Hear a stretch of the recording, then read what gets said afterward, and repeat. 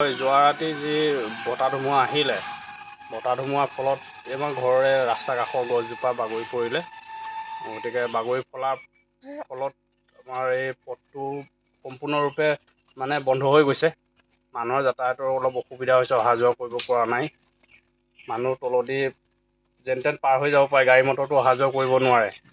গতিকে আৰু তাৰ গছজোপা পৰাৰ ফলত আৰু কাৰেণ্টৰ তাৰ আপোনালোকে দেখিছে সম্পূৰ্ণৰূপে ছিঙি গৈছে আৰু অলপ মানে হেৰি হৈ আছে।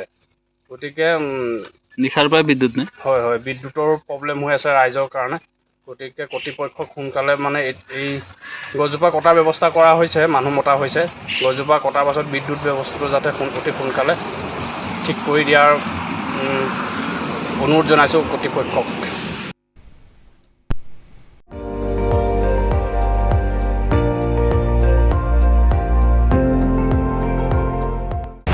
আপুনি চাই আছে ND24, সৰ্বশ্ৰেষ্ঠ নহয় সৰ্বোত্তমৰ দৌৰ।